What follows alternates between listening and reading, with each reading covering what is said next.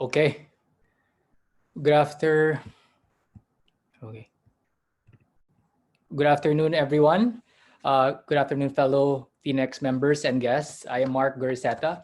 I am the managing partner and I head the corporate group of Goriseta Africa, Cauton and Saavedra Law. I'm also the vice chair of the ICT committee of Phoenix. I will be your MC for today's webinar, presented to you by the ICT committee of Phoenix. This webinar is entitled Retail E-commerce in the New Normal. Before we start, I would like to invite everybody in a prayer to be followed by the Philippine National Anthem. Father God, all glory, honor, and blessing, all power and might, all praise and thanksgiving be to you, Abba Father, to us all. We stand on your word declaring that when we call upon you, you will answer us and be with us in distress.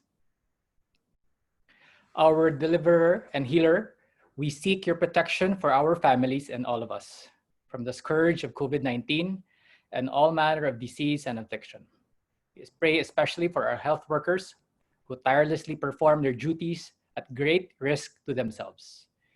We pray for all of us, co-workers in the business community, that we may perform our tasks with greater diligence in these difficult times, to serve each other and our country in solidarity and spirit of social responsibility.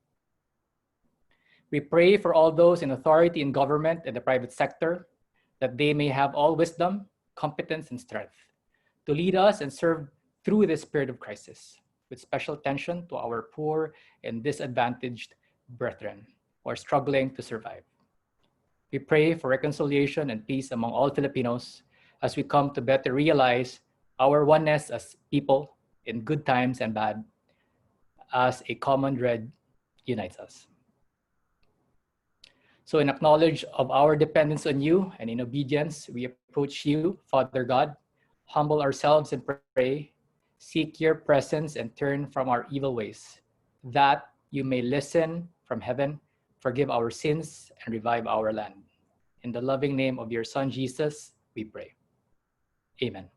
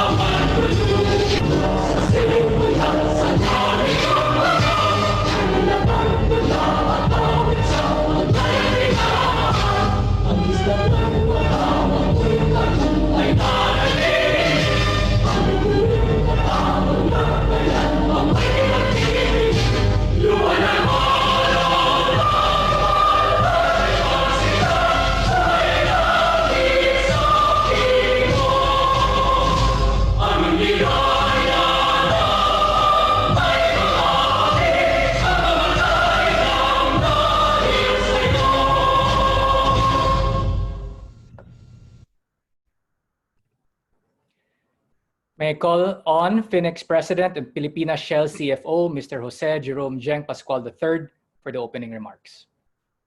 Mr. President. Thank you very much, Mark. Good afternoon, Phoenix members and guests. Welcome to this afternoon's webinar on retail e-commerce in the new normal, sponsored by the Phoenix ICT Committee. The pace of digitalization accelerated significantly over the past 4 months. If we were to do a survey now, I would expect that almost everyone attending this webinar would have had to make a few online payments or transfers, set up an e-wallet, used app-based logistic services for pickup and delivery, and even bought clothes and stuff online.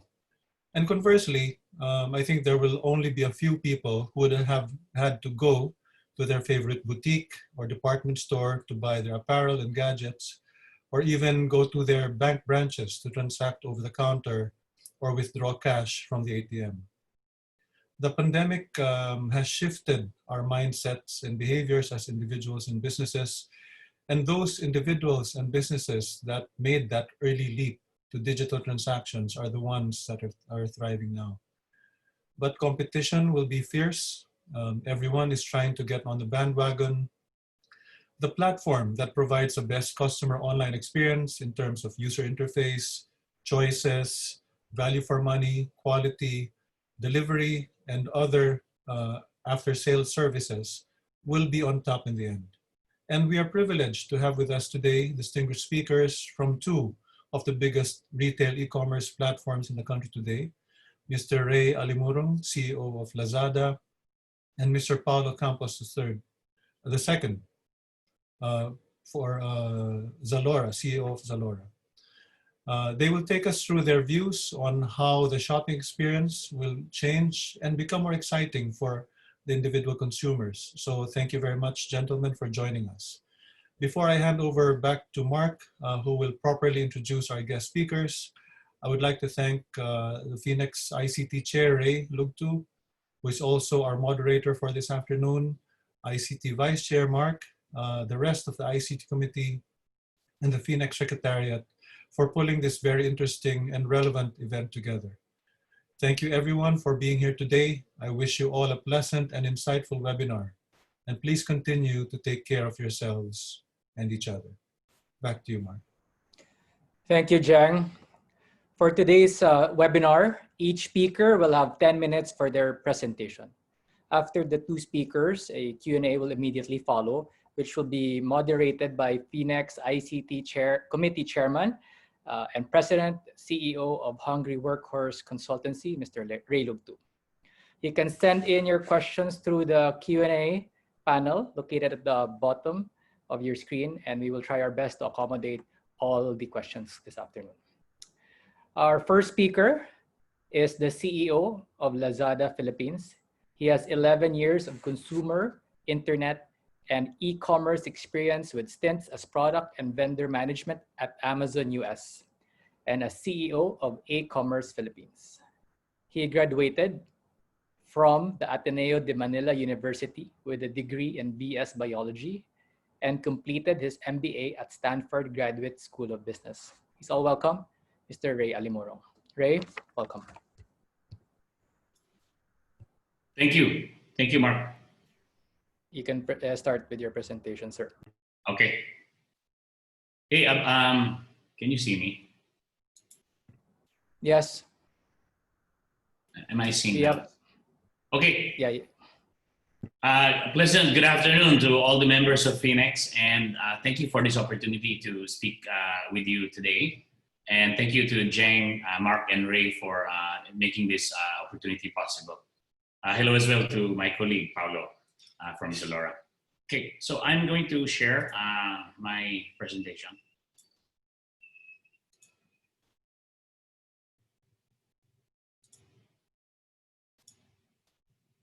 Can you let me know if you see it on full screen?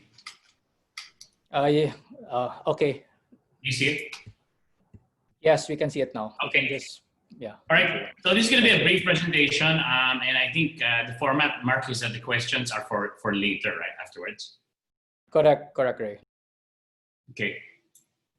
There's a lot going on in Lazada. We're not gonna try to talk about everything, but just want to share that I took on the CEO role in about June 2018, and I was in Lazada 2012 to 2013. I left. I rejoined in 2016, coinciding with the acquisition by Alibaba.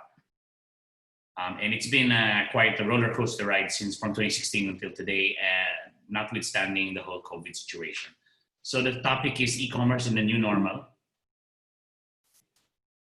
And I'm not sure if Paulo will share this as well, but just a snapshot from a Google Temasek study showing the growth of e-commerce in Southeast Asia. This was even before the whole COVID thing started. The forecast is a CAGR of about 39% year on year for the internet economy, for the e-commerce portion of the internet economy. And we know this internet economy includes travel, ride hailing, and online media. So the media is the music, your Spotify, your Netflix, your App Store. But the fastest growing and the biggest segment is e-commerce. And actually, Lazada is seeing growth that's even faster than this. Shifting now from Southeast Asia to the Philippines, what we see is a very quick adoption of e-commerce. You have, of the 70 or so million active internet users in the Philippines, 70% of them are online shoppers. To put this in to reference it, so that's about 70% of 70. So about 50 million. There's about 70 million Facebook users. Okay, so there's a little bit of a gap between online shoppers and Facebook users. But going from now zooming in from Philippines to Lazada itself, we're seeing very healthy growth across orders, buyers, and sellers. This data talks about January to July 2019. You're seeing the orders 2x versus last year, buyers 2x, and then 100,000 sellers selling at least one item during the month. Now, when COVID hit us around March and their lockdown happened on the 15th, Lazada's business slowed down significantly. You see the line, that's the sales line. It went practically flat. No, we had to actually shut down operations in our sort center in San Pedro Laguna, and that where actually most of our order volume passes through, because actually our products come from sellers, and we pick up from the seller's location and bring it to our sort center in San Pedro, and the sort center had to shut down for a couple of weeks. In addition, there was a lot of lockdown in various barangays. There was a different implementation of ECQ in every location. It was very hard to deliver. So what we just said, you know what, we're just going to stop delivering until we can get through the whole lockdown. Once we got the IATF IDs, we were kind of able to restart.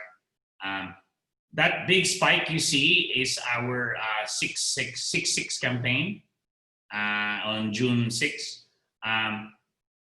But what we really are seeing is if you remove that spike and you go back down here, this sales volume here per day is 2.5 times the daily sales before COVID of February. Okay. So definitely e-commerce has struggled and then bounced back and really thrived afterwards. During COVID, what we observed was consumer behavior on Lazada changed. Okay, so for example, we're seeing a 15x increase in essentials, right? So disinfectants, household cleaning supplies, various essentials, obviously masks and PPEs. And then we have an e-wallet and other non-COD forms of payment, and we've seen a 2x increase in the use of those. And then a 3x increase in user engagement on our live stream. So we have a live stream where there's a lot of videos. Some of them are produced by sellers, some by brands, and some by Lazada. Our response to the whole COVID situation, we elevated our live stream experience to interactive shows. We have this show where you can guess the price of an item and then singing show, basically a concert. And then we were getting close to 100,000 average views on these shows. These are Lazada created shows. Furthermore, we adapted to our consumers' evolving needs. So I mentioned that we shut down operation for a bit, but when we restarted, we actually focused on essentials. Because actually at the time, the regulation was only essentials could move. We launched fresh and frozen goods. Previously, we didn't allow this. I'll get more into that. And then we ramped up the signing up of MSMEs. So speaking of essentials, the entire time, even during the lockdown, we were able to continue our warehouse operation in Cabuyao, not San Pedro Sort. And so Lazmart continued. Okay, and we saw 15x growth in Lazmart. Then we pivoted our platform to essentials so that the homepage, the banners were only showing essential goods. And actually, you could search for a non-essential good, but we only allowed it on non-COD. The essentials were allowed on COD, and they were on the homepage, they were on the recommendations, and they were all on the banners. Then we launched fresh and frozen. Now this was a challenge before for Lazada because we cannot store fresh and frozen products in our warehouse. So what we do here is we enable the seller to deliver it themselves. Today we have onboarded 97 sellers on fresh and frozen, and you can see that they're selling stuff that Lazada never used to sell. So meat, vegetables, bread, seafood, even ice cream. Part of our response, we ramped up our seller onboarding. Here in February, you can see the difference. More than 3x growth in the number of sellers signing up per day. I don't have the number here, but the number is around 1,500 sellers onboarding per day today. Part of our response was to support the ecosystem.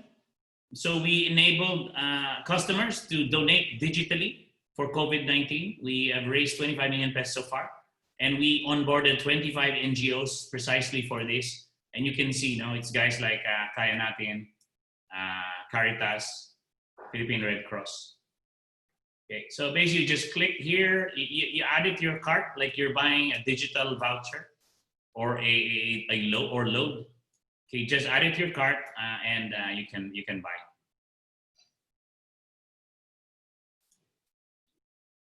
The other way we supported the ecosystem is we help new and existing sellers bounce back. So we had support for existing sellers and also for new sellers. So we earmarked 100 million pesos in funds and programs for this and have so far assisted 7,000 sellers. This is actually my last slide. I kind of described how a lot of changes occurred and how we adapted to them. But what I want to say is that in the new normal, Lazada and e-commerce will continue to evolve. We still don't know the final way on which retail will be occurring, but I hopefully have provided a bit of a glimpse into the direction it's going. And really our approach has been, number one, to adapt. We want to respond very quickly to the changes and the customer needs, right? So we saw a lot of fresh and frozen being sold on Viber, on Facebook, not a very good experience. So we said, let's bring that on our platform, allow people to pay with wallets and credit cards, allow people to track the order, be more reliable. Then the next thing is we believe that it was important that we need to thrive, which is beyond business continuity, also drive the growth, as you've seen we've been able to do. And then last, to lead by supporting and engaging the ecosystem, the kind of support we gave to our MSMEs, and as well enable customers to donate to the cause and for the pandemic. And so that's it. Thank you. Thank you, Ray. Thank you. It's great to see that Lazada is leading the way to engage all businesses, including MSMEs, towards their road to recovery under this new normal. On that note, let's now proceed to our next speaker. Our second speaker is co-founder, CEO of Zalora Philippines. He founded the company in late 2011 after seeing the opportunity to take advantage of the emerging e-commerce industry in the country. He was instrumental in the spin-off of Zalora Philippines' logistics arm into Entrego, a logistics venture in partnership with Ayala Corp Infrastructure. He also serves on the board of Shakey's Pizza Asia Ventures Inc. and sits on the audit committee and is chairman of the corporate governance and RPT committees. In addition, he's on the advisory board of the social enterprise Generation Hope and is a member of the Ayala Innovation Advisory Council. Prior to Zalora, he was with Ayala Land as special assistant to the president and was a management consultant with Boston Consulting Group in Singapore. He holds an MBA from Harvard Business School and graduated magna cum laude from Princeton University with a degree from the Princeton School of Public and International Affairs. Let's all welcome my good friend, Mr. Paulo Campos III. Paulo, welcome. Nice to see you again. Hi, Mark. Thank you so much, and good afternoon, everyone. It's a pleasure and a privilege to be with you this afternoon. Special hello to Ray. Together with Ray over the past 8 years, we've really witnessed the journey that the country has been on in terms of e-commerce.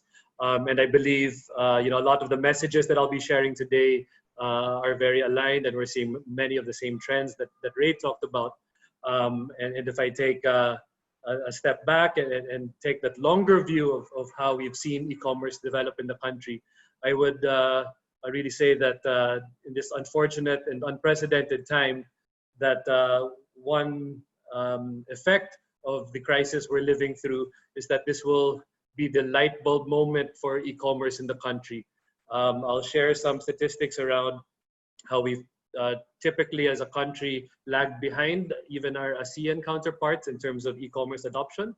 But I firmly believe, and much along the same lines as Ray was mentioning earlier, that this pandemic that we find ourselves in will really accelerate tremendously many of these trends and shifts towards e-commerce that we were already seeing pre-COVID. So with that, I'm very excited and to share with you a few reflections. And again, I was remarking to myself how similar our story is over the past few months as to what Ray shared. So I'll take you through the Zalora case study around three particular dimensions. I'll talk about a few of the consumer trends and shifts of behavior that we're seeing on our platform since the crisis struck. I'll then share a little bit more about Zalora in case for those of you who might not be so familiar with how we work in our platform. And I will end with just some thoughts and reflections on digital marketing and marketing generally in the new normal, which I hope will be useful in your respective organizations and in thinking about how the e-commerce landscape might affect your particular organizations. So with that, again, these are the same numbers that Ray shared in the beginning of his presentation, but just to highlight as well, about 70 odd million internet users, about 67% or about 50 million Filipinos, as Ray mentioned, are online and actively shopping. Even pre-COVID, we witnessed by certain survey data suggested that the Filipinos spent more time on the internet overall than any other country in the world, including on social media, and you see the statistics on the screen. I think we've seen these trends accelerate as well, and we can only just reflect on our personal lives and those of your kids to realize and to observe that the time spent on social media and the internet generally has really gone up tremendously during these COVID times. Closer to home on the e-commerce front, and quoting from the same report that Ray shared, was quoting from earlier, typically the Philippines has been the lowest country in terms of e-commerce penetration, defined as the share of the overall retail market that is done online. You see the flags of our ASEAN counterparts as well as a reference.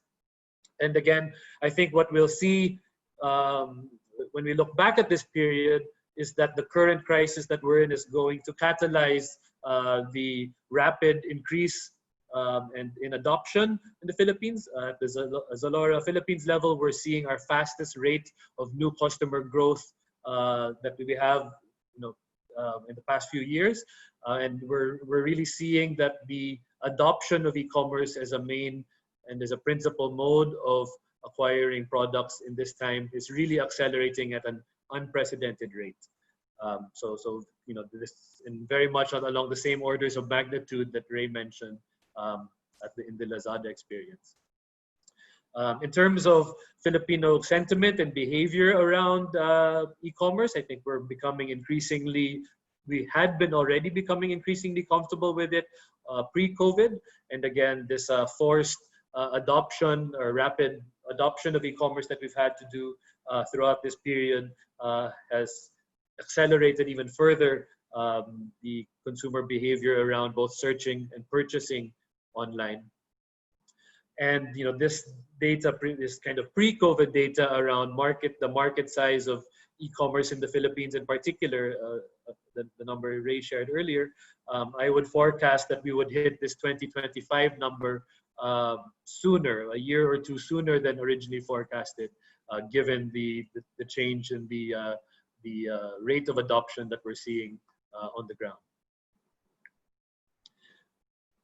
Survey data also suggests, if you look at the Philippines, which is the data bars in red, and globally, the global average in silver, that that there's a large amount of fear that is still pervasive in the market, and it has been throughout the lockdown period. If you look at, and when surveyed around plans to do more online shopping post-COVID, 48% of Filipinos affirmed that they would be doing that. That's even higher than the global average. You see some of the other questions from this particular survey, where close to 40% of Filipinos saying they will visit stores less frequently, significantly higher than the global average, and generally reflecting, I think, what we're also seeing across the Southeast Asia level, as the Philippines being a place where there's still a pervasive amount of fear in the general population. Zooming in now on search data and leveraging Google search data to be able to draw conclusions about where we are in the recovery. On the left, you'll see Google information from Google's mobility report.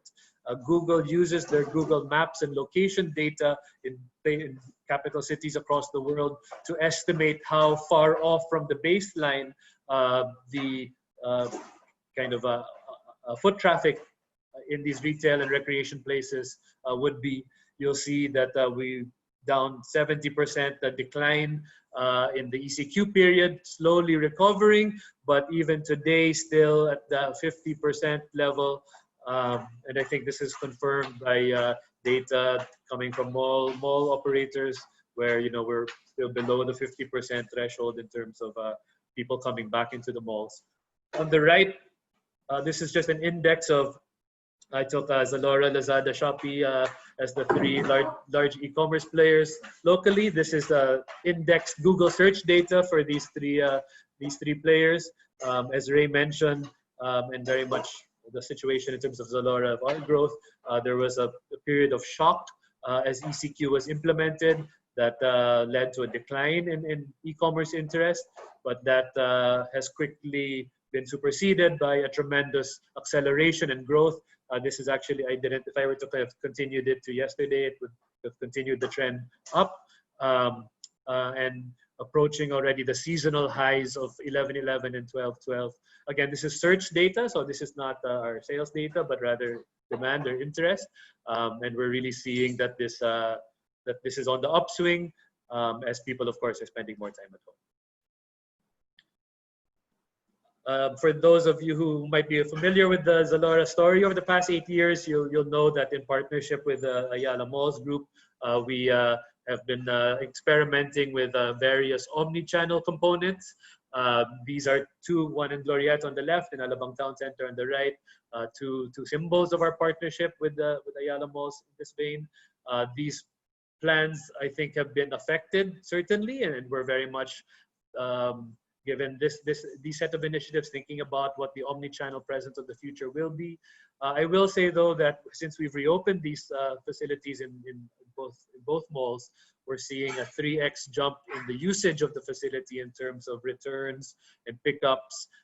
So potentially suggesting a way forward for the retail landscape in terms of omni-channel in the new normal and kind of post-vaccine landscape. So I wanted to share some interesting data on how our mix of sales has shifted over time. First, on the extreme right, you'll see that we've introduced an essentials category. Zalora has typically been a fashion, beauty, lifestyle player, but given the calls from the DTI and also relevance for our customers, we launched this category, which is now pushing high single-digit share of our sales. There's been declines in women's apparel. So women specifically are buying less dresses and less occasion wear, which makes sense, but actually offset by a large increase in sports attire and sportswear, as people lounging around at home in their Nike or Adidas or Fila loungewear. So some interesting shifts. Even as a fashion player, what we are seeing is that our business is as stronger as ever, and we're seeing some of the uplifts that exactly the realms that Ray mentioned in his presentation overall. So what we're seeing is that there's at the same time as the economy is in a very difficult position, there is quite some resilience in terms of our customer base and some latent and pent-up demand, and that the shift generally from offline to online is bigger than any reduction in spend on categories like fashion. Indeed, what we're witnessing is something I've heard called the lipstick effect in other contexts, which is given people are stuck at home and are unable to spend on things like travel and other parts of the discretionary income that an upper middle income household would have had previously, that they're now turning to indulgences, small indulgences, accessible indulgences like refreshing your wardrobe and buying clothes online, beauty items as well. We're seeing an increasing trend, and that's the name, the lipstick effect. So even in these challenging times, people need some outlet, and then shopping for many people is that outlet. And so platforms such as Zalora and Lazada provide that to Filipinos stuck at home. And you see here, based on survey data, some of the different categories that Filipinos are highlighting as wanting to get back into as lockdown restrictions are lifted. You'll also note that we will be launching a broader range of categories on Zalora. So any of your organizations who might not have been necessarily in the fashion space where we previously played, that are interested to come online with us, I'll speak a little bit in the next section about that. Great, I'll spend just maybe the last 5 minutes or so introducing Zalora, and then we can leave the rest of the time for questions that we'd be very interested to hear.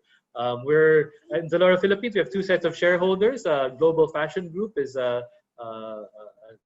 publicly listed on the German Stock Exchange, and we were present across different markets, including, of course, Zalora in Southeast Asia. Locally in the Philippines, we count as in our shareholder base the Ayala group of companies, including our sister companies in Globe, Ayala Malls, and BPI. And this is, been a big part of our response in the COVID times has been in coordination with our sister companies on the ground, and this has allowed us to really help do our part in allowing people to stay home and get access to essential products during these times. Some interesting consumer insight data around the Zalora customer. Typically, it's mostly females who shop online. I think this would be the case with Lazada as well. You see the age bands and age ranges on the bottom left. Typically, it's a millennial customer who would be shopping online. A majority of our sales are outside of Metro Manila. And in fact, what we're seeing during the COVID period is that the rate of urbanization is inversely and almost directly correlated inversely to the growth in e-commerce. So it's in the least urbanized areas where we're seeing the fastest growth during the COVID crisis. Everything is growing, of course, but in terms of relative growth, the more peripheral or non-urban areas are growing faster.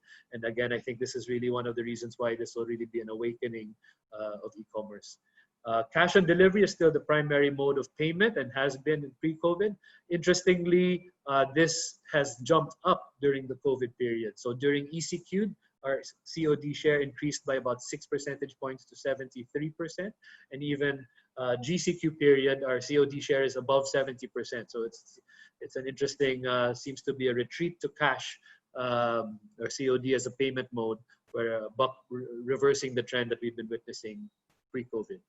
In terms of device usage, everyone, of course, is on their mobile, and it's now at the stage where only a single-digit share of our customers are using desktop. So just wanted to share some insight as to our customers. This really reflects kind of the e-commerce landscape in the Philippines. Zalora is operating now for 8 years, and we pride ourselves in having an amazing customer experience and an end-to-end experience, including managing everything from customer service to the website itself and to the sourcing function. So these are the different functions within the company. Very happy to also, COVID did interrupt our plans to move to a new warehouse facility.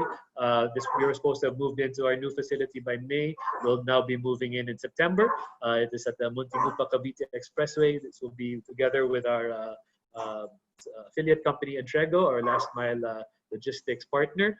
And this is, this will be our home for the next 10 years as there's ranges for various expansion phases. And again, this couldn't have come at the more perfect time given the growth in the market that we're seeing during the COVID period that Ray also talked about. We've generally have been a fashion player. So those of you in the fashion space, I hope we are already have been working together for quite some time. What we're seeing is many of these fashion brands are really rethinking their post-COVID strategy and turning to us to help them kind of further their online reach and online sales. In addition, we've also entered the essentials category, as I mentioned earlier, working with a number of the leading FMCG and consumer product companies in the Philippines. We've also launched in partnership with Unilab and a number of other manufacturers a pharmacy section. And again, the interest here is just to be relevant to customers and to provide our platform as a means for people to stay home and order these essential items. We also don't know what will happen in terms of a second wave or future developments. So in a way, broadening our categories to leverage the customer base and brand name and infrastructure that we have is something that has been a big focus for ours during this time. So we're accepting range of different new types of product categories.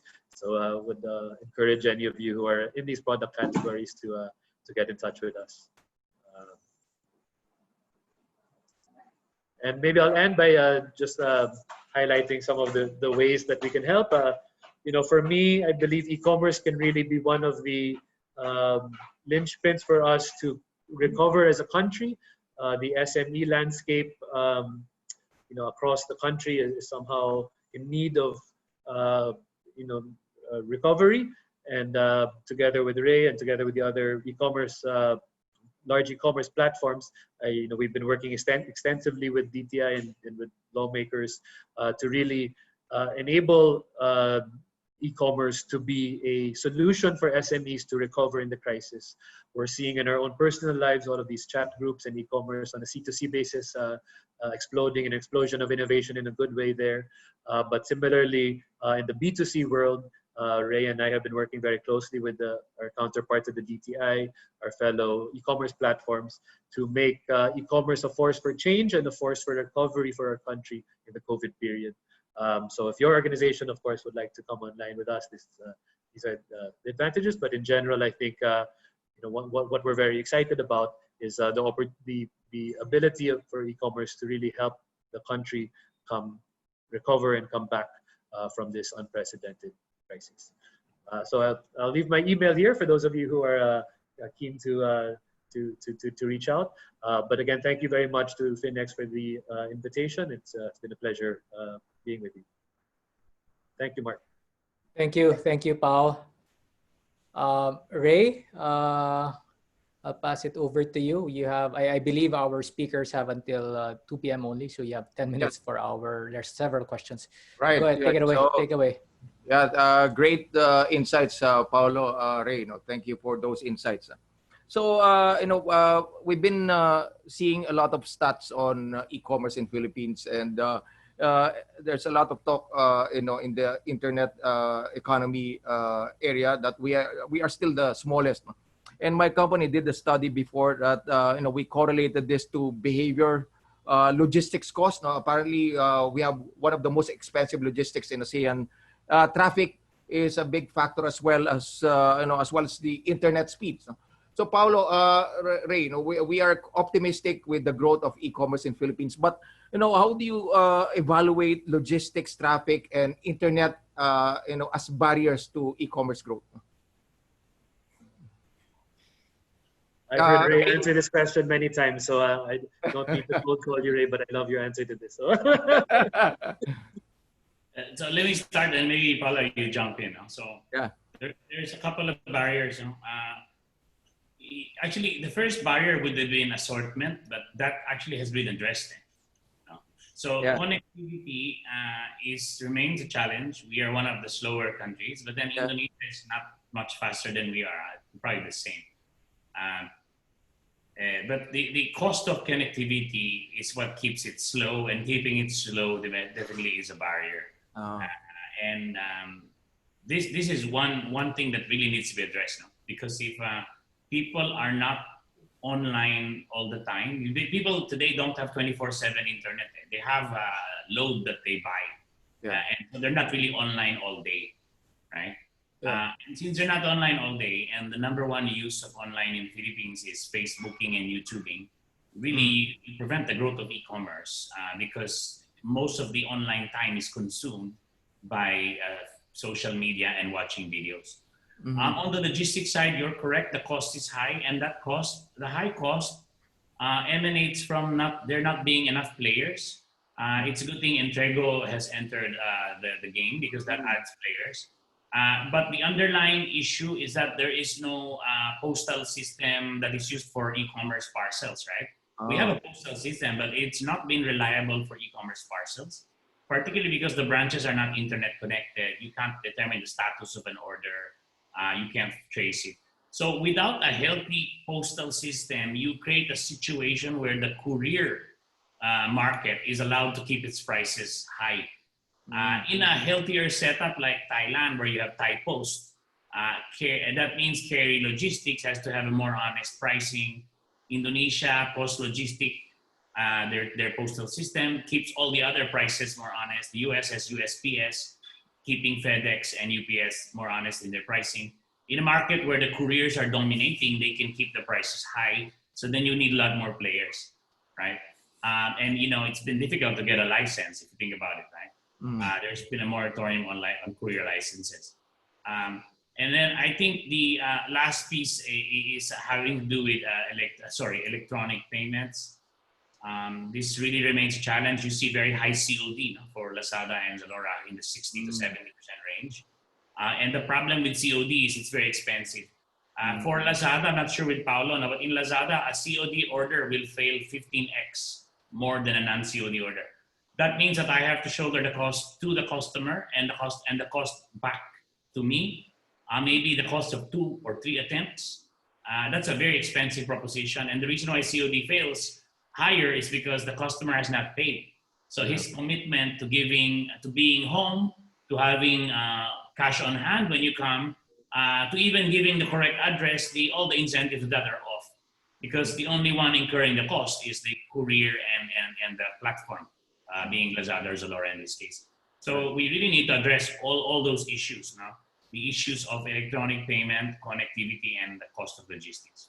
Right. Okay. Thank you, Ray. Paolo, do you have any additional insights on that? No, I mean, I have nothing else to add because they answered it comprehensively. What I would say, though, on the promising side is, similar to the accelerating trends that we're seeing through COVID, that certain elements of this, such as the electronic forms of payment, that we are seeing a stronger adoption. I think we're still seeing this kind of retreat to cash in terms of people purchasing on Zalora that I mentioned to you earlier, but generally knowing the acquisition and usage figures from the other payment players in the market, I think that's changing. And as well, that in terms of the investments and additional players coming into the logistics side, and also the advent of these on-demand platforms, which has also radically transformed somehow the landscape. I think seeing all of these, what had previously been frictions or constraints, somehow slowly working themselves out, which is why we're seeing this explosive growth that both Ray and I spoke about. Right. Okay. Thank you, Paolo. There's a question here from the audience also. How do you encourage regulatory compliance, particularly on tax among your sellers? So is this an issue that you see? So Ray and I are very familiar with this topic, let's say, because we've been attending these congressional hearings on the digital e-commerce bill. I'll answer first as Zalora, as our platform. We're much more curated. If I use that word platform, we're not an open marketplace where anyone can sign up. That Lazada is. So we have a kind of a unique set of constraints, and as such, we're able to kind of monitor and ensure enforcement of of taxes accordingly. And for many of the items we sell, we actually are the retailer. We do have a large outright or consignment business where Zalora is the retailer, where we're not just the intermediary. But indeed, I'll just answer the question by saying that the lawmakers are looking into this and are actively engaging the private sector. Both Ray and myself have been in these forums to be able to kind of do this efficiently and compliantly. All right. Yeah. So there's a question here as well. So what's the Mark, return rate? Can I add to that on Yeah, regular? Ray. Yeah, Ray. Go ahead. Go ahead. So I just want to, touch on what Paolo was saying. Now, there is a distinction between the Lazada model and the Zalora model. The Zalora model is highly curated with a huge retail component. Lazada is very Alibaba style, very marketplace. In fact, our retail business is probably less than 5% of our business today. Right. We do sign a seller contract. The seller must sign a contract with Lazada upon signing up. Upon which the seller warrants that he is compliant, meaning that he has the necessary documents to sell whatever he is selling. Now, the difficulty in running a platform, as I mentioned, 100,000 sellers, is the ability to actually check whether what he is saying is true. So in addition to this issue, this challenge, we have a very strong algorithm. We have very strong business risk and platform governance setup, where we have a bunch of AI and algorithms that track behavior of the seller who might be trying to fool a customer or a customer trying to fool a seller. We have, you see it happening both ways. So although the platform makes it easy to sign up on Lazada, we also have very robust and clever ways of detecting questionable behavior. Furthermore, if a customer runs into a situation, for example, a seller sells in something that the seller purports to be genuine, but it's not, we investigate that seller, deactivate them potentially, but we also make the customer whole. So there's a very strong self-regulation and governance component that we have running. And the reality is that if we didn't have that, no one would trust us. And if no one trusted us, we might as well close shop. Because unfortunately, we're running a business model where our operating cost is designed to be low. If I was to inspect every seller's items, I would have high OPEX. Therefore, I would pass those costs back to the seller. By maintaining a low-cost operation, you enable all the MSMEs to sign up, right? And then we have to come up with a very proactive way of controlling bad behavior on the other end. So that's kind of how we're operating right now. Okay, very good. Thank you, Ray, Paulo. So some last questions. We always encounter this question when we talk about digital. So how secure is it to transact with your platform, and how secure is it to pay using the payment gateways that you have right now? We always encounter this question, and I need to ask this as well because I think this is key to spurring the growth of e-commerce. Paulo? Sorry, Ray, my connection went bad a little bit. Could you repeat the last part of the question? Yeah. So how secure is it to transact with your platforms and paying online, paying with using your payment gateways? How secure is it? We always encounter this question when we talk about digital technology in our forums. Yep. No, indeed.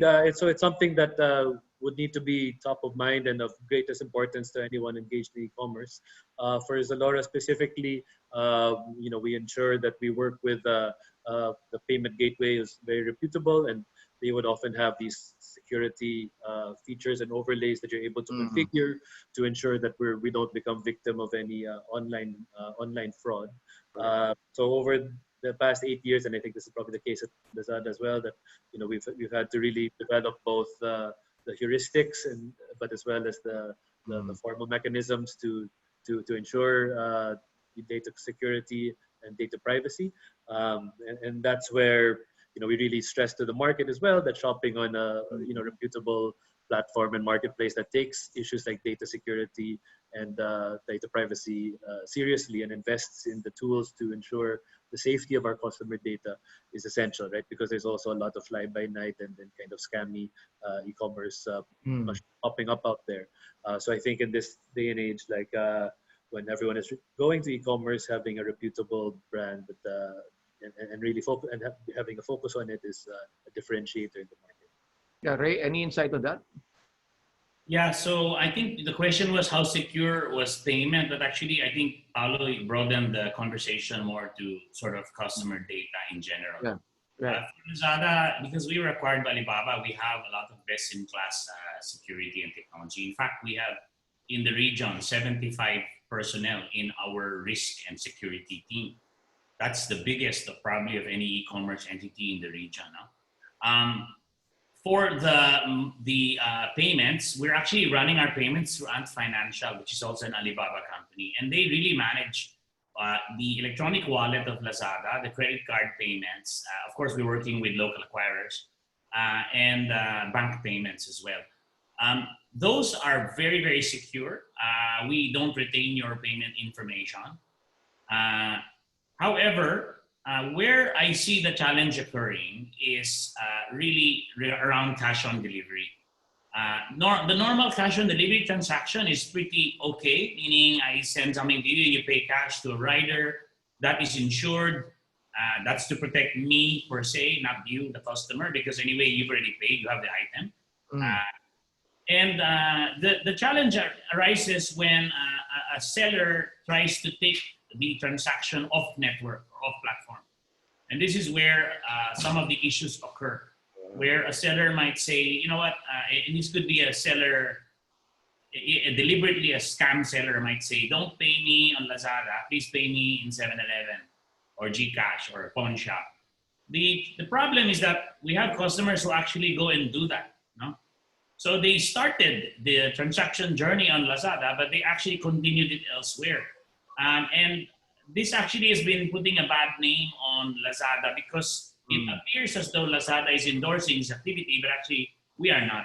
In fact, all the warnings and notifications on the app tell you clearly not to do that. But the reason why Filipinos do it is because Filipinos are used to paying cash. See, in China or the US, no one will pay with cash on e-commerce. Unfortunately, Paolo will attest to this, that if we remove cash on delivery today from Lazada or Zalora, we lose 60-70% of the people, right? We basically made it non-inclusive. So by opening the door to cash, you actually open the door to risk, okay? I would really love to remove COD if I could. In fact, if I get to 50% non-COD, I probably go turn off COD completely. Because the notion of COD is what opens the potential for fraud. Because the customer is comfortable paying cash. So then if you just tell him, instead of paying cash to the rider, please pay to 7-Eleven, they kind of think, I guess it must be okay, right? And so that's what happens. Huh? But actually, just to answer some of the questions I saw, no? The contact rate on Lazada, meaning the chance that a customer would contact us after an order is 0.4%. Okay. And the chances that the customer would return an item is 0.08%. So actually, there are a lot of, there are these horror stories that you hear, but they are really, really far, far outliers. The transaction experience on Lazada, Zalora probably safer because of the curation. The transaction experience is much, much safer probably than buying on other social media platforms where the sellers are practically invisible to the one running the platform. All right. Okay. Thank you, Ray, Paolo. No, it has been really insightful. Unfortunately, no, we're running out of time. I'll turn this over now to Mark for the summary. Thank you, Mr. Chairman. Yeah, thanks again, Pao and Ray, Limurong, for your presentation and for answering our Q&A. So just to close, as we slowly transitioned into the new normal world, the pandemic has made it clear that e-commerce offers an avenue to sustain economic activities during a time of crisis and has played an important role in supporting consumers, retailers, and the communities during this unprecedented time. With the increasing awareness of the people and proper government support, as mentioned earlier, e-commerce is key to the recovery of businesses and economies, I guess, around the world. For today, I'd like to thank everyone again for joining this webinar and hope that we all leave this webinar with many insightful takeaways from our excellent guest speakers. Thank you again, Pao and Ray. Have a pleasant afternoon, everyone. Thank you. Thank you. Bye. Thank you.